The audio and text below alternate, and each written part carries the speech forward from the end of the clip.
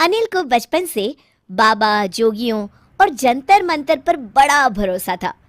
उसे कोई कुछ भी जादू टोना बता दे, कुछ भी कह दे, वो तुरंत मान लेता था। अरे अनिल भाई, यहाँ कैसे? ओ मिहिर, कैसे हो? पूरे 10 साल बाद तुम्हें देखा है। बस ठीक हूँ। ऑफिस के काम से 2-3 दिन के लिए यहाँ आया हूँ। अच्छा अच्छा। अरे तुमने आज तक ये हरा पत्थर पहन रखा है? हाँ भाई, कॉलेज के समय पूरी पॉकेट मनी देकर उस जादूगर से पत्थर लिया था। उसने कहा था इसे पहनते ही मैं बड़ा आदमी बन जाऊंगा। तो भाई पत्थर ने कोई कमाल दिखाया? अभी तक तो नहीं, पर मुझे यकीन है जल्द ही कुछ होगा। मैं तो तब भी कहता था, आज भी कह रहा हूँ, ये सब जादू मंत्र कुछ नहीं होता दोस्त।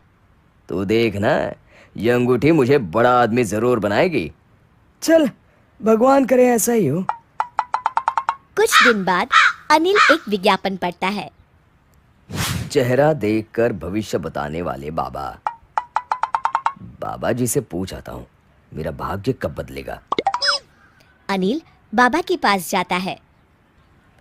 आइए आइए, ये बाबा हिमालय से आए हैं।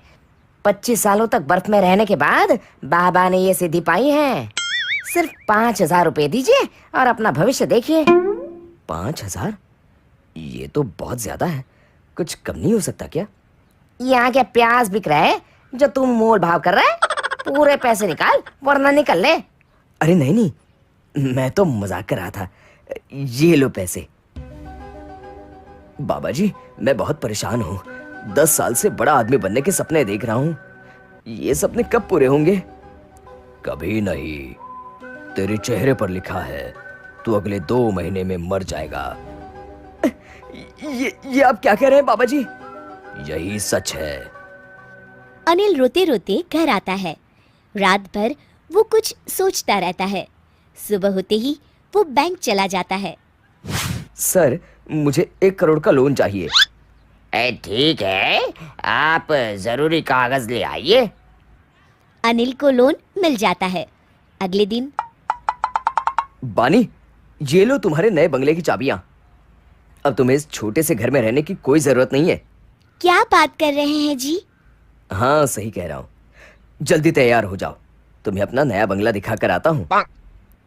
बानी तैयार होकर बाहर आती है तो देखती है बाहर एक चमचमाती कार खड़ी है।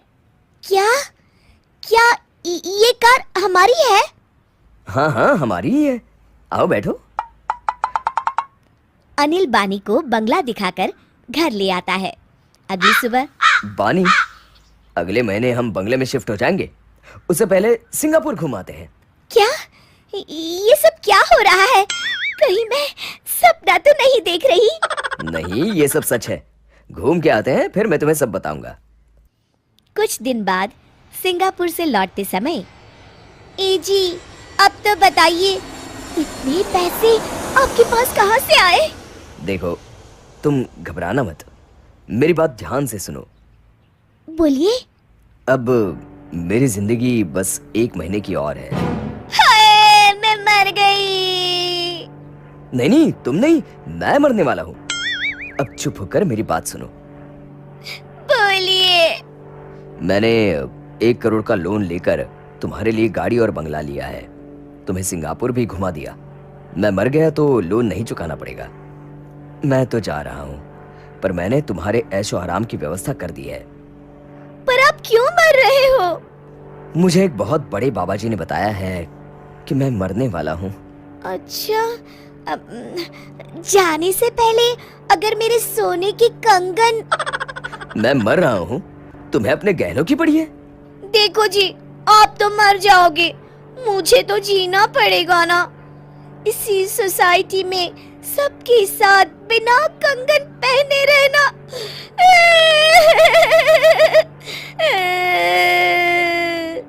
अच्छा, चलो कुछ पैसे बचे हैं, तुम कंगन भी ले ही लो। 1 महीने बाद, ये बंगला तो बहुत सुंदर है जी। मुझे क्या, मैं तो अब मौत के दिन गिन रहा हूँ। गिनने की कोई जरूरत नहीं, मुझे सब याद है। कल 2 महीने होने वाले हैं। हे भगवान, कैसी बीवी दी है तूने मुझे। मेरी मौत का दिन याद किए बैठी है। अगली रात अभी तक मुझे कुछ नहीं हुआ।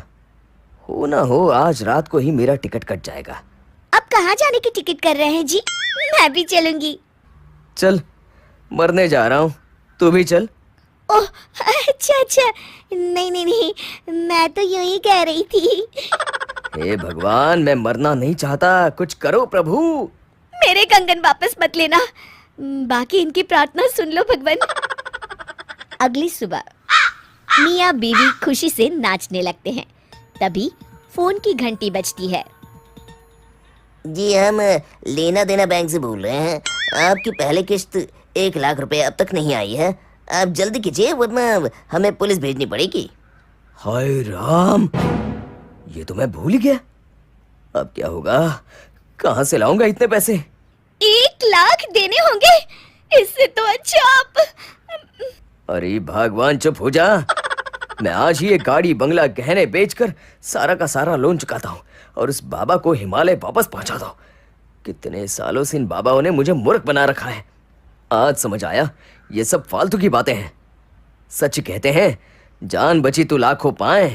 आपकी जान बच गई, पर मेरे कंगन तो चले गए ना। हाय मेरे कंगन। शिक्षा, मेहनत का कोई विकल्प नहीं होता।